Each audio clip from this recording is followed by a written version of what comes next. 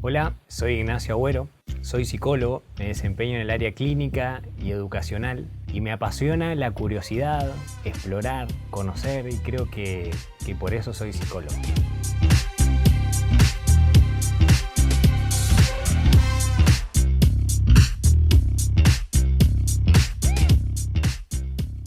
Hola Nacho, ¿cómo estás? ¿Cómo estás, Martín? ¿Todo bien? Bien, Bueno, muy un placer tenerte acá con nosotros. Siempre es bueno tener un psicólogo cerca, así que gracias por aceptar la invitación. Y bueno, quería que empecemos por ahí por algo bien personal, ¿no?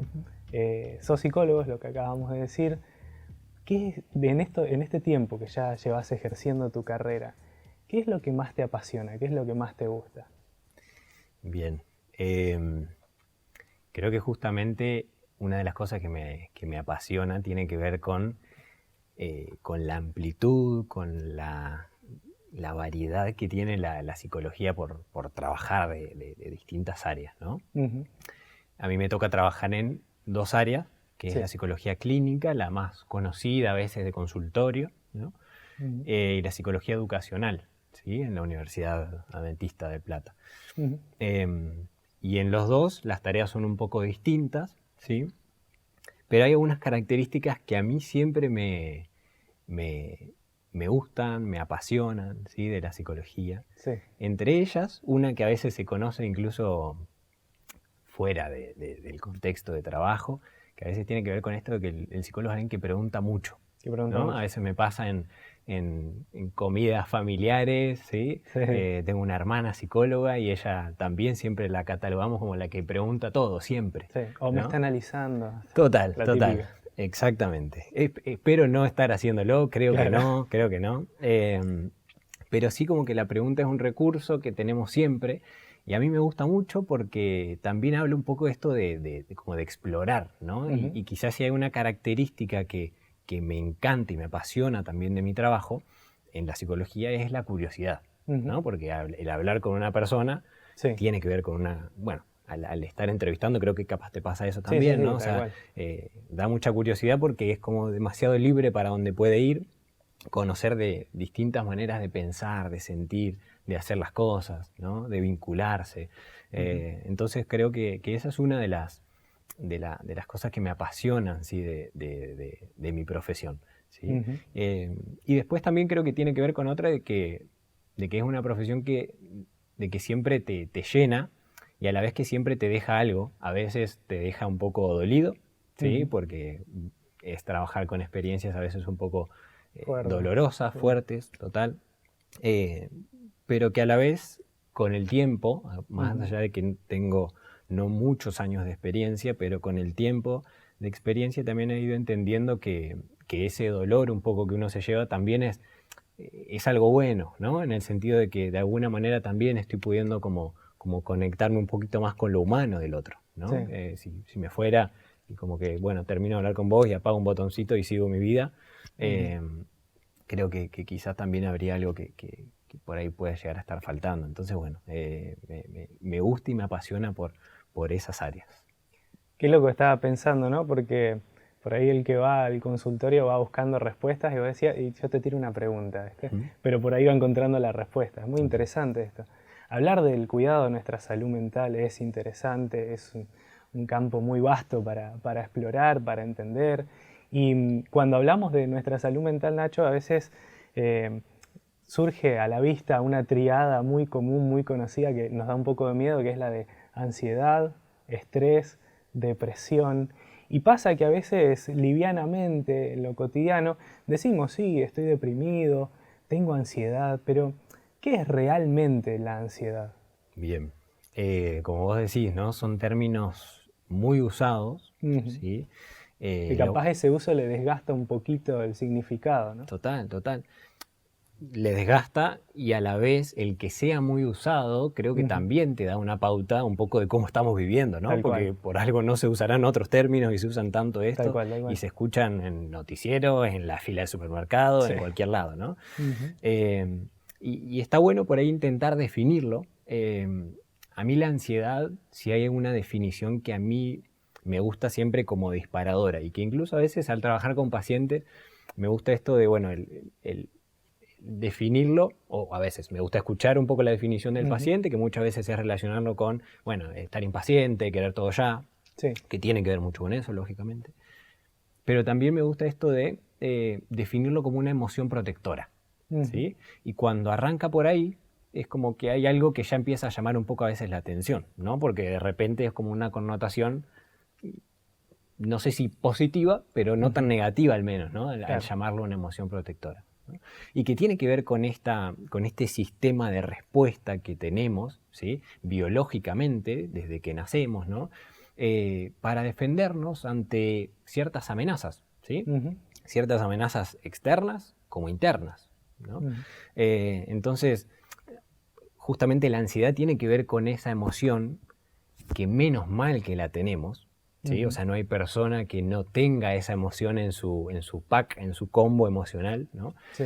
Y que menos mal que la tenemos porque es aquella entonces que nos activa, ¿sí? Ante alguna amenaza entonces que podemos llegar a percibir, ¿sí? Desde distintas maneras, ¿no? O sea, veo una amenaza, percibo una amenaza, ya sea, de nuevo, ¿no? Visible, física, como interna, ¿no? Como psicológica, que después podemos por ahí explicar un poco más cuáles serían o algunos ejemplos, ¿no? Pero apenas yo percibo una amenaza, esto pasa automáticamente, a veces no nos damos cuenta, ¿no? Pero nuestro cuerpo de una manera fisiológica también empieza a activarse, ¿no? O sea, el corazón empieza a trabajar muchísimo más aceleradamente, ¿no? Las palpitaciones empiezan a crecer, la respiración empieza a ser mucho más corta y más acelerada, ¿no? Los músculos también se tensan. Entonces, hay toda una activación que se debe a una respuesta que tengo que responder porque estoy percibiendo que hay una amenaza, ¿no? Entonces, por eso digo, es una emoción protectora y por otro lado digo, menos mal que la tenemos, ¿no? Claro, claro.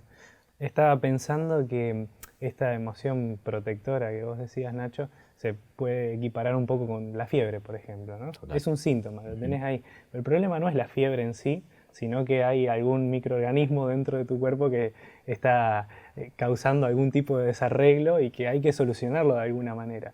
Lo pensaba por ese lado.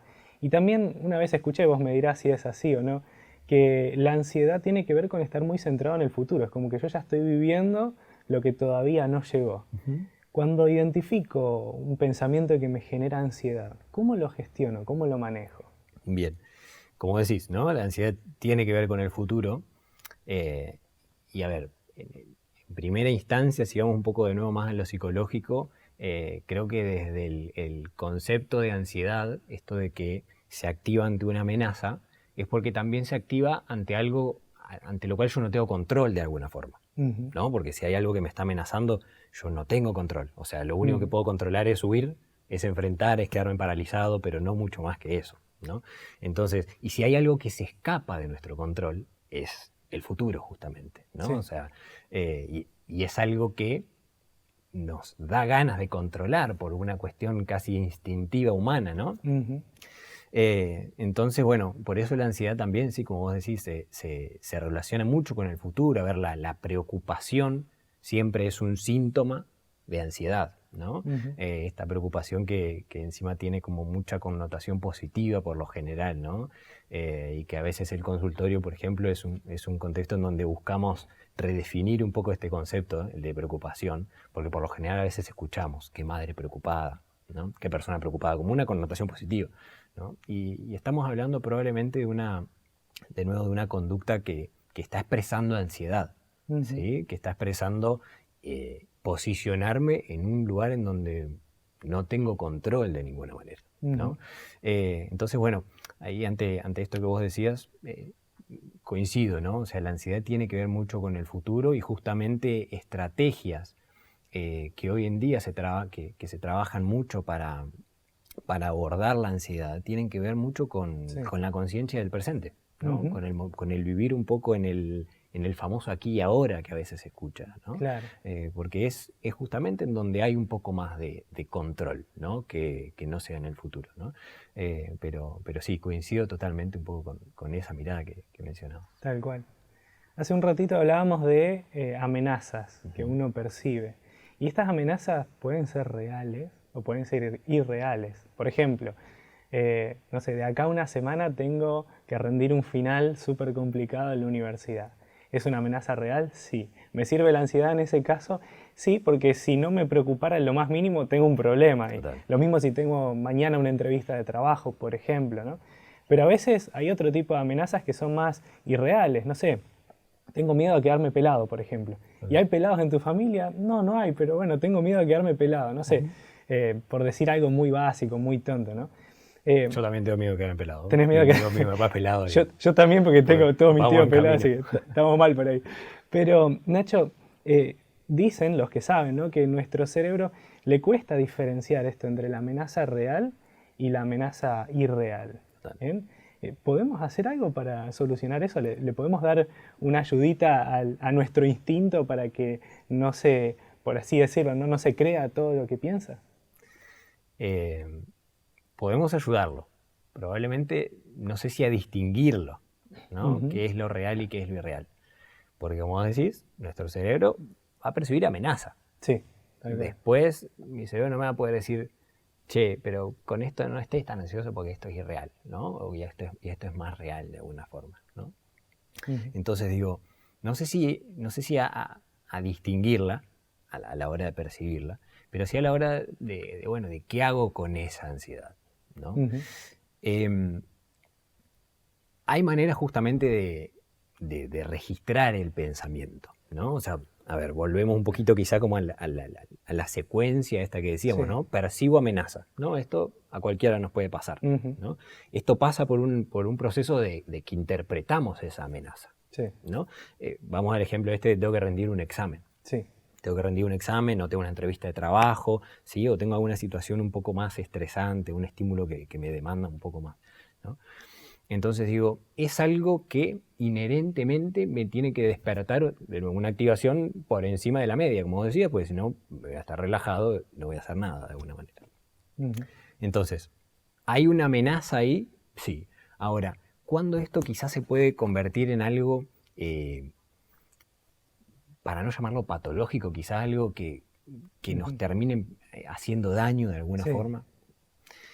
Una manera a veces de entenderlo creo que tiene que ver con cuando estamos muy enfocados en el resultado de aquello que tenemos que enfrentar, ¿no?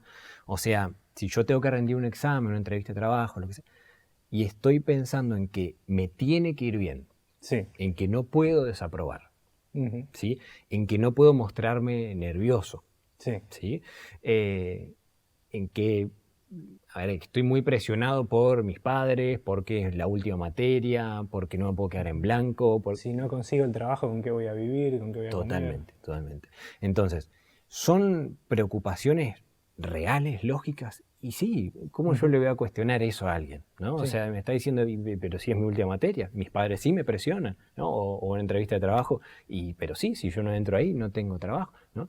Entonces, es totalmente entendible. Ahora, hoy, por eso hablamos de esto de la preocupación, hoy preocuparme porque tengo que aprobar, más allá de que es entendible, no me sirve de nada, no tiene ninguna función de utilidad para mí, ¿sí? Porque no hay nada que yo pueda hacer por modificar ese resultado, por decir, bueno, si yo me preocupo mucho, me va a ir bien, ¿sí? O sea, probablemente me vaya mejor o tendré más posibilidades de que me vaya mejor en la entrevista de trabajo, en el examen, ¿sí?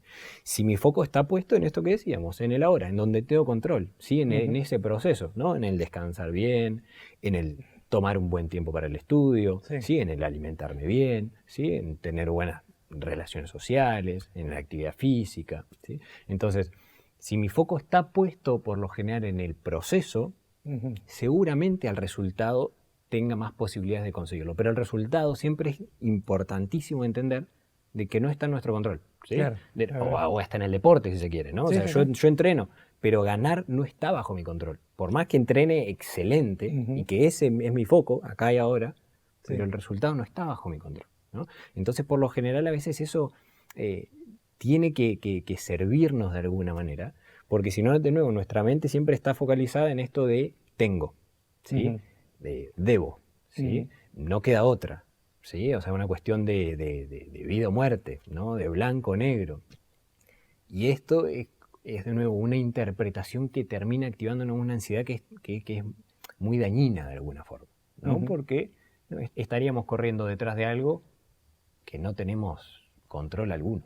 Tal cual, tal cual, tal cual.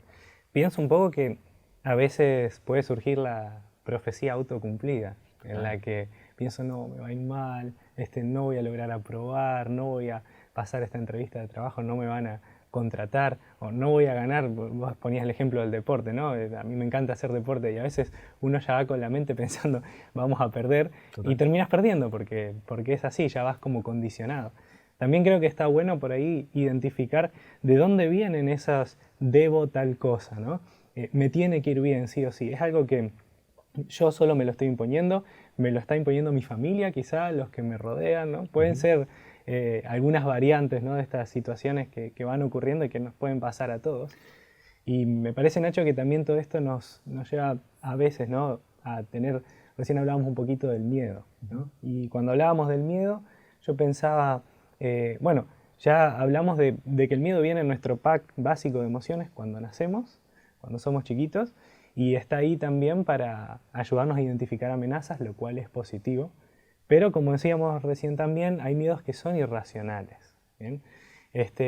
Y la pregunta es, ante estos miedos irracionales, ¿bien?, ¿cómo reaccionamos? ¿Bien? ¿Cuál sería la mejor manera? Bien, bien. A ver, y lo hilo quizás con algo que mencionabas también recién, sí, ¿no? Que es esto un poco de dónde vienen muchas de estos debo, de estos tengo, de estos hay que cumplir, ¿no? Sí. Que justamente, a ver, con todos estos abordajes psicológicos no buscamos la falta de responsabilidad o la mediocridad o que nos vaya mal pero seamos felices, ¿sí? Sino que tiene que ver, de nuevo, con una cuestión de que todos esos procesos de aprobar, de tener una entrevista de trabajo, de ganar, de lo que sea, ¿sí?, puedan ser saludables, ¿sí?, y disfrutables de alguna manera. Entonces sí, a ver, estos pueden venir de educación familiar, de educación escolar, de educación religiosa, de los contextos en los cuales me crié, de la cultura, de culturas más exigentes, más perfeccionistas, de otras culturas que no lo sean, ¿no? Entonces pueden venir de varios lados claramente, ¿no? Porque desde que nacemos estamos incorporando muchas y se va configurando nuestra manera de pensar, ¿no?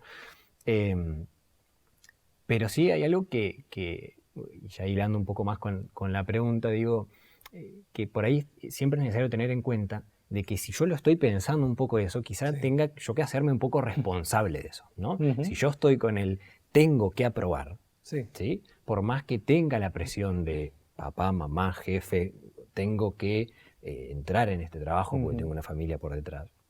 Si yo tengo que hacerme responsable porque ese pensamiento es mío de alguna manera, por más que me presionen, por más que me exijan, ¿sí?, que obviamente no sería lo ideal, nunca, no alentamos a eso, pero sí esa manera de pensar y esa emoción de alguna manera es mía, ¿no? Entonces, ahora sí, digo, en esos miedos irracionales que podemos llegar a estar experimentando en algunas ocasiones, como hablábamos antes, es difícil de diferenciar, decir, a ver, esto es más irracional, esto es más racional, ¿no? Sí. Pero sí hay algo que me parece que podemos identificar mucho más fácil, que es esto de qué nos está haciendo sentir de alguna manera, ¿no? Porque por lo general lo irracional nos lleva a sentir presión, ¿sí?, nos lleva a sentir culpa, nos lleva a sentir frustración, nos lleva a sentir carga, ¿sí? Si vamos a lo fisiológico, el miedo por lo general está en la boca del estómago, ¿no?, en el pecho, ¿no? Entonces digo, ahí ya hay información que de alguna manera nos puede estar empezando a decir, quizá la manera en que estás desde el pensamiento o interpretando este desafío, quizás no es la correcta, ¿sí? Y correcta no porque haya una que esté bien o mal, ¿sí? Claro. Porque no es que yo te puedo decir, mira, esta manera de pensar está bien, sino que hay algunas maneras de pensar o de interpretar las cosas que son más sanas que otras, ¿no? Entonces, desde ese lado sí me parece que siempre es como buena información. El cuerpo, ¿sí?, porque claramente somos una sola cosa, ¿no? Entonces siempre es una buena información el cuerpo. Las sensaciones, las emociones, ¿no?, que a veces es un poco más fácil de identificar que si yo le pregunto a alguien, y bueno, ¿y qué estás pensando en este momento? Y un poco más difícil. A ver, yo te pregunto, ¿qué estás sintiendo? Y yo creo que es un poquito más fácil de identificar. Sí. ¿no? Sí. Entonces eso creo que siempre es una información un poco más fidedigna, si se quiere, ¿no? Un desafío siempre sano que provoque motivación. Si provoca presión, ya hay alguna información ahí que hay que buscar porque quizá no la estamos encarando de la mejor manera en cuanto a lo que es salud mental, de nuevo, ¿no? Tal cual, tal cual. Bueno, hablábamos de lo irracional y un miedo irracional que es muy común es el temor a estar solo o a quedarse solo. Ese es el motivo por el que a veces hay personas que no cortan con una relación dañina, con un vínculo tóxico quizá, ya sea una amistad, sea pareja, ¿bien? Cualquier tipo de vínculo que no nos esté haciendo bien y no lo cortamos porque pensamos que capaz esa es la única persona que nos queda a nuestro lado. ¿Bien? ¿Cómo enfrentamos ese miedo a quedarnos solos? Bien. Creo que, a ver, me parece interesante un poco que lo planteemos, ¿no? Porque hoy me parece que hay como mucha aversión a la soledad, ¿no?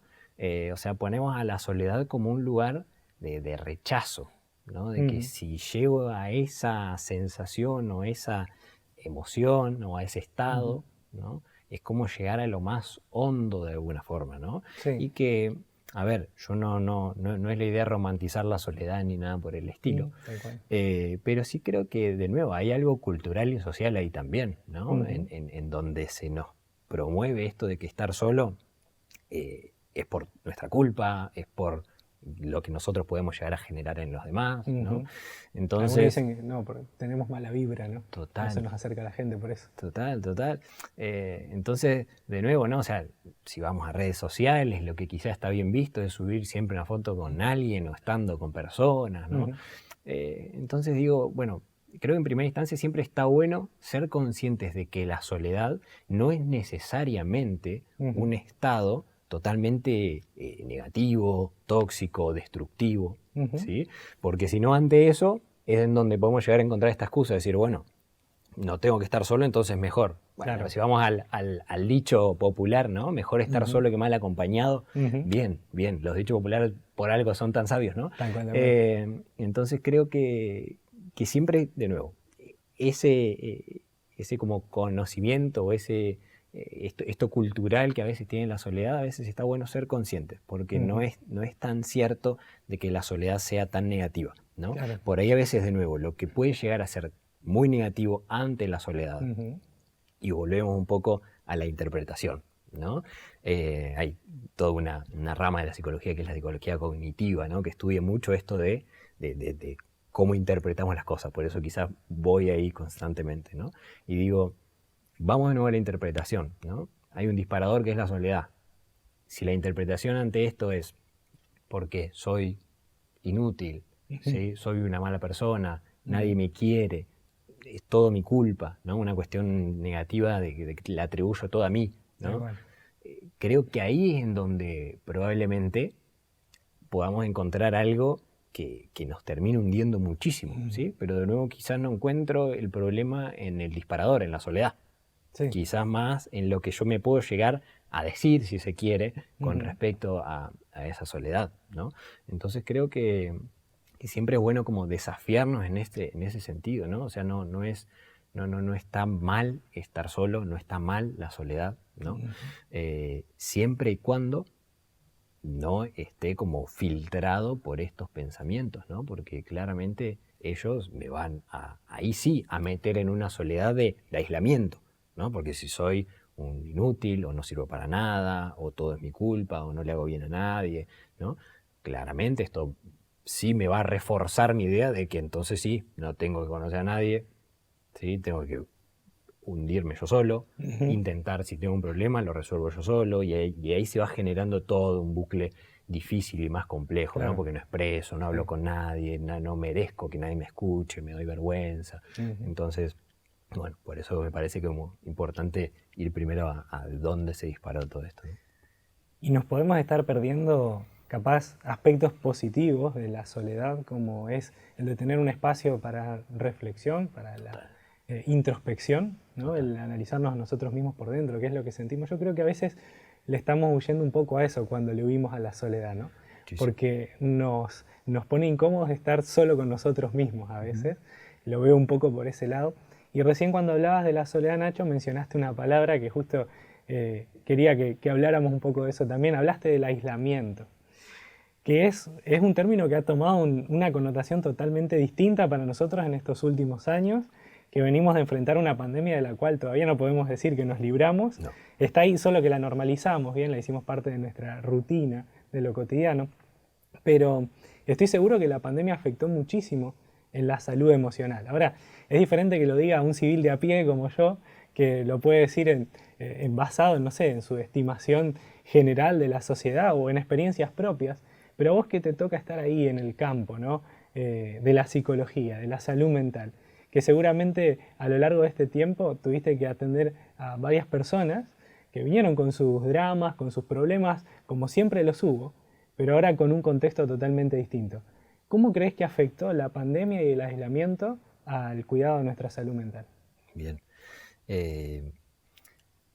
Así como decías, ¿no? Como que el civil de a pie, ¿no? Que puede darse cuenta de esto, si se da cuenta de esto es porque claramente afectó muchísimo, ¿no? Claro. Porque, o sea, desde la persona que por ahí no está tan en contacto con la psicología puede darse cuenta, desde los que trabajamos en esta área podemos darnos cuenta. Las investigaciones que han surgido en pandemia, que ha surgido muchísimo, y post pandemia, que ha surgido muchísimo también, hablan de la influencia grandísima que ha tenido, sobre todo incluso en estas emociones de las que venimos hablando, ¿no? Miedo, ansiedad, ¿sí? Esta cuestión de la soledad, pero más referida a esto como menos sano que hablábamos, ¿no? Sí, por sí, una sí, cuestión sí. de autoestima muy baja, ¿no? Y también me parece importante como destacar que las poblaciones que más afectadas han sido por la pandemia, ¿sí? Han sido niños y adolescentes. Sí. ¿Sí? Eso me parece como muy importante porque, o sea, en primera instancia, por lo que son ahora, ¿no? Después podemos pensar por lo que serán después en unos Sí, años, sí. ¿no? Pero en primera instancia, por lo que son ahora, ¿no? Y que así como la pandemia nos agarra desprevenidos, ¿no? Después no es que cuando la pandemia se fue nos dejó un manualcito ahí de instrucciones de decir, bueno, ahora hagan esto, ¿no? Con Claro. lo que quedó, ¿no? Entonces, y no tenemos por qué saber de antemano cómo lidiar con esto que es tan nuevo para nosotros, ¿no? ¿No? Ansiedad, miedo, y distintas emociones que se han ido despertando que ni siquiera las conocíamos, ¿no? Por incertidumbres, por dolores tan grandes, por contextos tan difíciles y que nunca, al menos yo creo, nunca Sí. imaginé que iba a vivir de alguna manera, ¿no?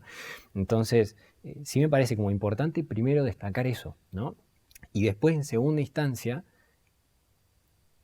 que claramente, o sea, más allá de que no nos quede un manual de instrucciones de cómo seguir a partir de la pandemia y con lo que nos dejó la pandemia, a nosotros los psicólogos tampoco nos dejó un manual, ¿no? Claro.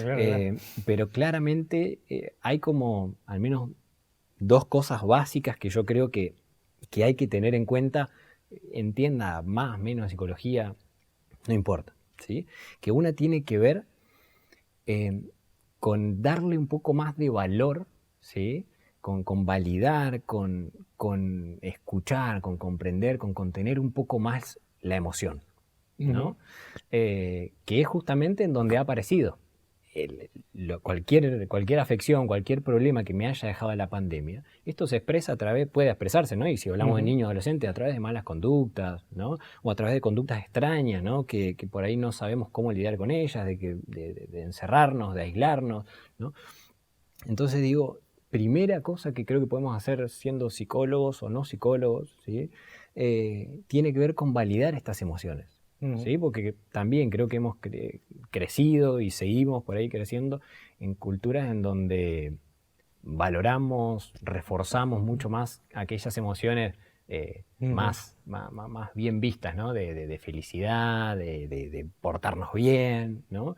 Pero claramente todo aquello que no pasa de esa manera a veces se ha visto como castigado, ¿no? O como algo, bueno, de que eso no puede aparecer de alguna forma, o como, bueno, arreglalo, solucionalo, Sí. o te busco solucionar, ¿no? Y primer paso antes de buscar solucionar algo, creo que tiene que ver con validar esto, ¿no? O sea, si hay miedo, ¿cómo no haber miedo después de lo que haya pasado? Si hay ansiedad, ¿cómo no puede haber ansiedad después de lo que haya pasado? ¿No? Y haya la emoción que haya de alguna manera. Primer paso creo que tiene que ver con validar.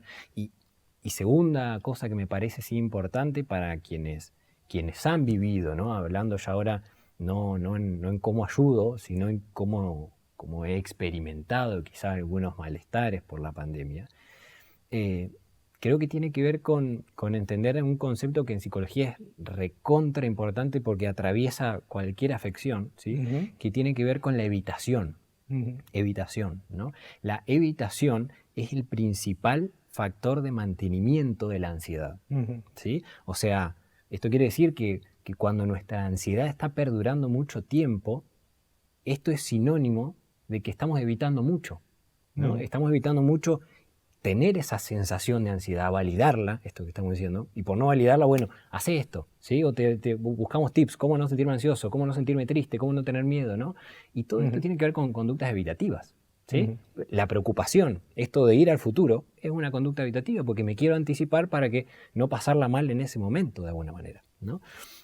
Entonces, si hay algo de nuevo que me parece como importante para quienes hayan experimentado algo negativo o un malestar, o estén todavía, porque claramente es muy reciente, ¿no? Sí. Tocado madera de que se haya terminado esto, ¿no? Entonces digo, creo que algo importante a tener en cuenta para lo vayas o lo estés experimentando o lo vayas a experimentar, es como tratar de ser muy consciente y prevenir estas conductas evitativas, ¿sí? Porque ellas son muchas veces las que retroalimentan, refuerzan y alargan los malestares, ¿sí? Desde conductas evitativas hay muchísimos ejemplos de mucho uso del celular, ¿no? El estar por ahí tan pendiente a tanto estímulo, ¿no? Tanto trabajo, tanta sobrecarga, ¿no? Tratar de llenarme la agenda, ¿no? De actividades. Esto se escucha muchas veces en consultorio, ¿no? Es como decir, bueno, para estar bien tengo que llenarme la agenda para no pensar, ¿no? Conducta evitativa, ¿no? Entonces creo que es necesario esto, cuidarnos muchísimo, porque me parece que es uno de los grandes males también de hoy en día, ¿no? Por la gran cantidad de estímulos, evitamos todo el tiempo y claro, ahí llegan momentos como el que pasamos hace unos años, o si queremos algo más continuo, digo, llega un momento como la noche, antes de irnos a dormir, ¿no? Quizás uno de los problemas más comunes que han quedado después de pandemia son problemas de sueño. Sí. Y es un momento en donde no puedo evitar nada, porque soy yo con la almohada, ya no puedo hacer más nada, ¿no? No puedo evitar ahí, ¿no? Y ahí viene todo, ¿no? Entonces creo que sí es un punto a tener en cuenta, intentar trabajarlo y como siempre también alentar el servicio y el pedido de ayuda de salud mental que es como demasiado necesario. Hablabas de falta de validación, de evitación también, y pienso que en relación a esto algo que es muy común que nos suceda es que ante una situación que nos aflige, nos pone mal, buscamos hacer cosas que nos hagan sentir bien, como si fueran válvulas de escape, ¿bien? Y como vos bien mencionabas, Nacho, para algunos será el celular, para otros serán otras actividades, en algunos casos más extremos a veces pueden ser cuestiones más dañinas como las drogas, por ejemplo, también.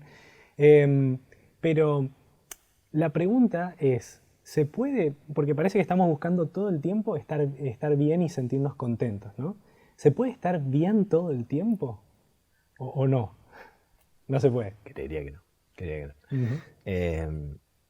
O sea, y no es que sea negativo, digamos, no es que sea mal. Negativo, no hay que sentirse mal porque uno no pueda estar bien todo el tiempo. Totalmente. O sea, la búsqueda del bienestar, sí, bienvenida sea, ¿sí? Sí. Ahora, el encontrarme de que no lo estoy consiguiendo es totalmente, volvemos a esto, válido, ¿sí? Buscar bienestar, está buenísimo, hay que buscarlo, ¿no? Pero no tenés por qué conseguirlo, ¿sí? Porque hay muchísimas situaciones que vivimos constantemente que lamentablemente no podemos experimentar ese bienestar, ¿no? Pero hay que buscarlo, o sea, el bienestar tiene que ver, incluso, de nuevo vamos hasta investigaciones, ¿no? Incluso hoy se trata de buscar mucho lo que tiene que ver a veces con la medicina más preventiva que curativa, ¿no? O sea, esto de poder buscar el bienestar a través de siempre tener focos de motivación, ¿sí? Algo que me dé sentido, ¿sí? A través de la regulación de las emociones. Regulación de emociones entra tristeza, entra dolor, entra ansiedad, entra miedo, no entra solamente alegría, entusiasmo, ¿sí? Claro, claro.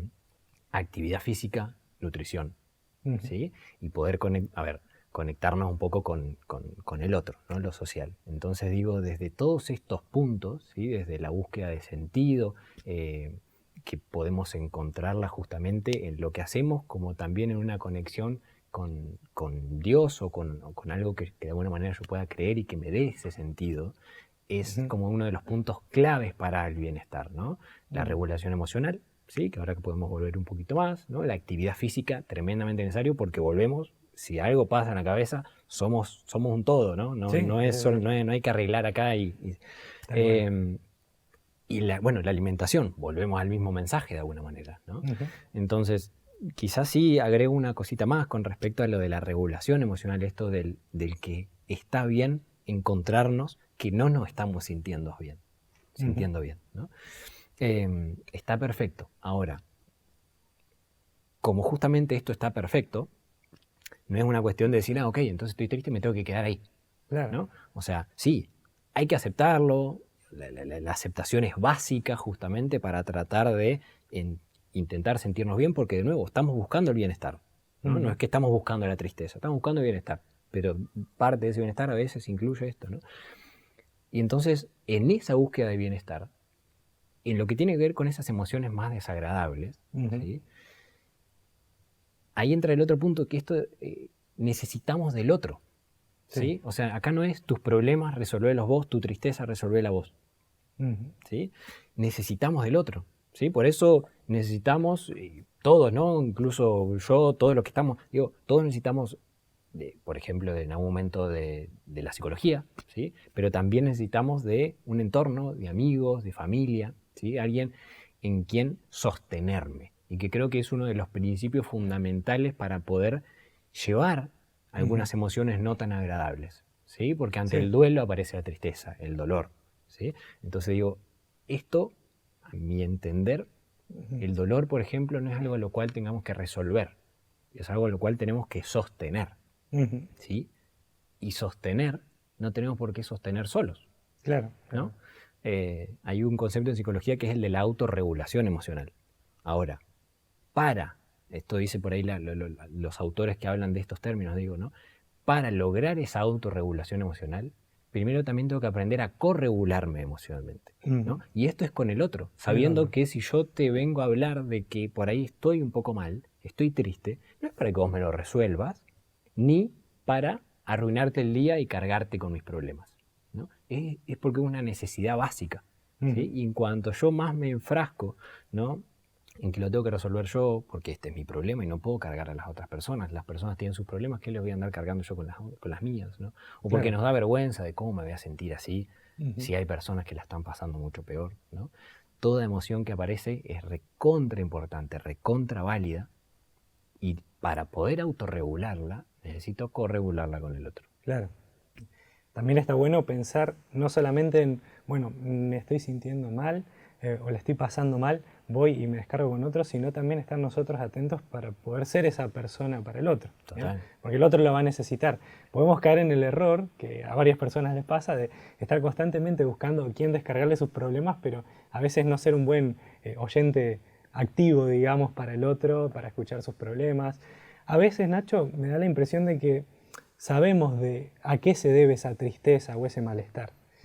Pero a veces es más difícil porque adentro de nuestra cabeza hay una ensalada de emociones, de sentimientos que repercuten en nuestro estado de ánimo y caemos, ¿no? en esa instancia de decir, me siento mal, pero no tengo idea por qué. ¿Bien? Si caemos en ese pozo, por así decirlo, ¿qué podemos hacer cuando me siento mal pero no sé identificar la razón o el motivo? Bien. Está bueno porque creo que a veces es lo más difícil, ¿no? O sea, si pensamos un poco en situaciones, por ejemplo, la mencionábamos recién, ¿no? De duelo, ¿no? Pierdo a un ser querido, a quien sea, ¿no? lógicamente, posterior a eso me voy a sentir triste, pero en la mente está una cuestión de que entiendo por qué es esa tristeza, ¿no? Sí. Ahora, hay muchas otras ocasiones de que esa tristeza no le encuentro el porqué, ¿no? Uh-huh. Y bueno, ahí siempre también hay algo que a mí me parece interesante, no me voy a ir con eso para no irnos por las ramas, pero de que siempre estamos buscando las causas, ¿no? Sí. Como si las causas nos solucionaran algo, Claro. ¿no? Y claramente, por lo general no pasa, ¿no? Por lo general, incluso en consultorio muchas veces la pregunta es, ¿por qué me pasa esto? ¿No? Entonces, bueno, a veces, desde ese punto creo que a veces ya está bueno entender de que mientras más nos hagamos esa pregunta, quizás más daño nos estamos haciendo, Sí. ¿no? Porque nos estamos cuestionando decir, yo no debería sentirme así, Uh-huh. ¿sí? Entonces, por eso nos hacemos esta pregunta, ¿no? De ¿por qué me siento así si, no sé, tengo familia, ¿sí? Económicamente estoy dentro del todo bien, ¿sí? Tengo amigos, tengo un trabajo, y de nuevo volvemos, ¿no? Hay gente que sí ha perdido, y yo estoy triste, estoy desanimado, no tengo ganas de trabajar, estoy apagadísimo, ¿sí?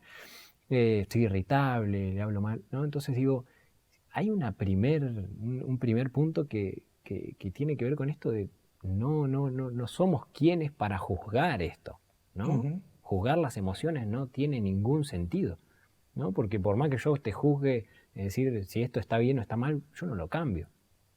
Si yo tengo miedo y yo te digo, no tengas miedo, bueno, me decía, ok, listo, gracias, ¿no? Claro. Entonces digo, ese punto de, en vez de enroscarnos a veces con la causa, Sí.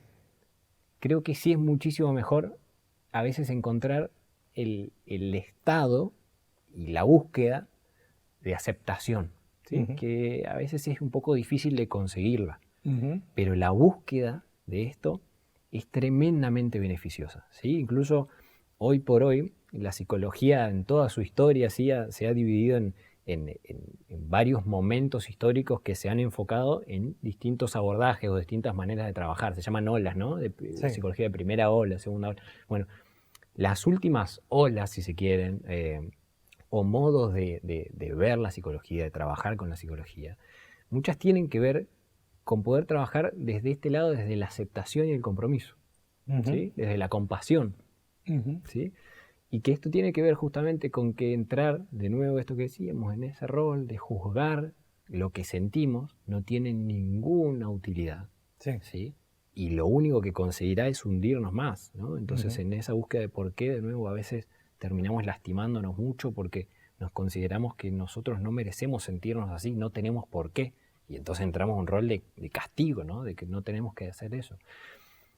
Y lo inverso, de nuevo, tiene que ver con esto, ¿no? Aceptar de que justamente no somos controladores de nuestras emociones, sino Uh-huh. nosotros elegiríamos cuándo sentir miedo, cuándo estar felices, cuándo estar tristes. Menos mal que no lo podemos elegir, ¿no? Menos mal que no puedo elegir cuándo reírme ante algo, ¿no? Entonces digo, ahí aparece la aceptación, que no es resignación, Sí, sí, ¿no? sí. Sino que es una cuestión en movimiento, es una cuestión activa, ¿sí? Y que termina siendo demasiado beneficiosa para el bienestar mental, para la salud mental.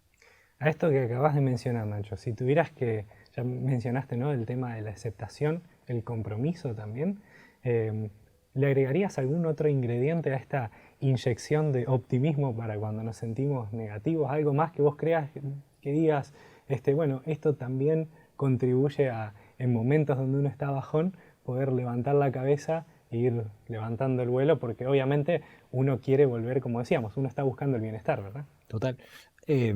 Bueno, justo este otro término que hablábamos recién, ¿no? Un poco de la compasión, que de nuevo hoy se habla muchísimo, se estudia muchísimo también, ¿no? Y que tiene, o sea, en principio con la mirada hacia uno mismo, Sí. ¿no? Que después esa es la que me permitirá también la mirada hacia los demás, ¿no? Pero creo que ese término es uno que me parece siempre importante de explorar. ¿Sí? No quiero ir a definirlo quizás qué es, ¿no? Sino que exploremos quizás un poco ese término, ¿no? Sí. Porque ese es el que nos permitirá de nuevo poder quizá disfrutar un poco más en lo que voy viviendo, sin caer en la obligación del optimismo de alguna manera, ¿no? Porque incluso el optimismo, sin querer, puede en alguna ocasión caer en una palabra de moda quizá hoy que es lo tóxico, ¿no? En un optimismo tóxico, en que tengo que estar bien, en que tengo que mostrarme bien, ¿no? Y ahí empieza de nuevo este círculo que hablábamos antes, ¿no? Porque me da vergüenza mostrarme mal, ¿no? Entonces eso lo tengo que arreglar yo solo. Entonces creo que la compasión unida a estos otros términos de aceptación, ¿no? Para poder tener una mirada compasiva para conmigo mismo, para con el otro, ¿sí? Primero tengo que encontrar esto que es la aceptación, ¿no? Si no, va a ser imposible. Y a partir de ahí yo creo que es, no sé si más fácil, ¿no? Pero más disfrutable, más lindo, ¿sí? Poder llevar algunas cosas, de nuevo, con el otro siempre, ¿no? Pero también en una mirada conmigo misma de aceptación, de comprensión, de contención, y de compasión. Que quedaron todas más o menos iguales las palabras, pero no era la idea. Es fácil para recordar. Fácil para recordar, sí. Pero creo que nos puede ayudar muchísimo, incluso de nuevo, a ir experimentando y transitando emociones que capaz no sean tan agradables, ¿sí? Ni siquiera quiero decir lidiando, de nuevo, ¿no? Transitando, experimentando emociones. Sosteniendo, como decíamos. Sosteniendo, algunas emociones que no son agradables para mí. Nacho, una última pregunta. Sí. Capaz está desde un punto de vista más personal, como psicólogo, pero también como ser humano, ¿no? En tu experiencia hasta ahora, el mundo en el que vivimos está hoy en día, por así decirlo, con una expresión común y corriente, patas para arriba, ¿no? Está mal. Y esto, o sea, lejos de generarnos o de alguna forma animarnos a ser optimistas o a tener una mirada positiva de la vida, nos lleva a todo lo contrario, ¿no? Y lo vemos mucho, como vos decías, en cómo está el estado anímico de la gente hoy en día. Para vos, si bien no pretendo ser exhaustivo porque este tema no lo vamos a agotar en una sola charla, ¿crees que realmente existe un estado tal como la felicidad? ¿Se puede alcanzar eso? Y si se puede alcanzar, ¿a qué se parece? ¿Cómo sería? Sí, en pocas palabras. Bien. Bueno, venía bien al final cuando me dijiste en pocas palabras, me mataste, Martín. Pero digo, a ver, sí creo, parecido incluso a algunos otros términos que hablábamos, que como búsqueda la felicidad es necesaria, ¿sí? Y es tremendamente agradable estar en esa búsqueda y es bueno que nos encontremos en esa búsqueda. Pero probablemente sí pienso desde la psicología y desde lo personal también, que no es un punto de llegada actualmente, al menos, ¿sí? Y cuando digo actualmente tiene que ver quizás también con una mirada personal y religiosa, de que creo que gracias a Dios va a llegar ese momento en el cual vamos a poder disfrutar de lo pleno, ¿no? Creo que actualmente es difícil poder encontrar lo pleno, ¿sí? Lo cual no quiere decir que no podamos buscarlo y acercarnos muchísimo, ¿sí? Pero creo que parte de lo lindo también del vivir acá, porque para no plantear todo oscuro, todo negro, creo que parte de lo lindo también está en ese camino de búsqueda de esa felicidad. ¿Sí? A través de varios factores, componentes que hemos hablado hoy también, ¿no? De cómo miramos al otro, de cómo nos miramos nosotros mismos, de nuestra manera de sentir, nuestra manera de pensar, nuestra manera de experimentar distintas situaciones que vamos viviendo. Pero creo que siempre ese camino de búsqueda es necesario, podemos acercarnos bastante a ese punto de llegada, creo que no podemos llegar a ese estado de plenitud, de felicidad. Pero además lo lindo de nuevo de lo humano tiene que ver con esto de que cuanto a veces más nos acercamos, de repente nos damos cuenta de que hay más todavía por recorrer, ¿no? O sea, como si esto fuera un 0 a 100, de repente capaz que nos sentimos que estamos en un momento fantástico, que esto es un 80, ¿no? Pero de repente cuando exploramos ese 80 nos damos cuenta de que gracias a haber llegado a ese 80 hay un montón más ahora por explorar, por crecer, por aprender, por relacionarme con, por disfrutar. Y creo que eso de repente nos atrasa y dice, bueno, puedo seguir muchísimo más. Por eso digo, creo que lo humano, que es tremendamente variable, que no hay momento en el cual llegamos a un punto y nos mantenemos ahí, ¿no? Porque de repente capaz que estamos en el momento de la cresta de la ola emocional y de repente aparece una pandemia, ¿no? O lo que sea, o cae granizo de repente y no lo puedo controlar y me dejó hundido el auto, ¿no? Entonces digo, el ser humano justamente creo que expresa que la felicidad es una búsqueda, ¿sí? Creo, no quiero dar una frase que ya para terminar esto, ¿no? Como no se discute más, ¿no? Creo personalmente, y desde la psicología también lo puedo pensar esto de que es una búsqueda, ¿no? Y mientras estamos en búsqueda es tremendamente positivo, incluso con sus cosas negativas también, ¿no? Con sus experiencias y situaciones no tan agradables. Tal cual. Bueno, Nacho, gracias por recordarnos que la felicidad se trata un poco más del camino, más que del destino en sí, ¿no? Y que en ese camino algo que es importante es alcanzar ese bienestar, paz mental, también creo que ese es un buen objetivo, ¿no? Para tener en mente. Capaz que la felicidad en realidad se trata de eso, o sea, no sería felicidad si no nos diera la posibilidad de estar creciendo constantemente. Capaz que justamente lo que nos hace felices es eso, que no lo puedo alcanzar, pero que a la vez me sigue ayudando a explorar nuevas áreas de mi mente, de mi persona, de quién soy, de cómo me relaciono con los demás. Así que bueno, ¿la pasaste bien, Nacho? Excelente, ¿Sí? excelente, Martín. Muchas Yo gracias. también lo disfruté muchísimo, así que gracias por habernos acompañado en este espacio. Gracias.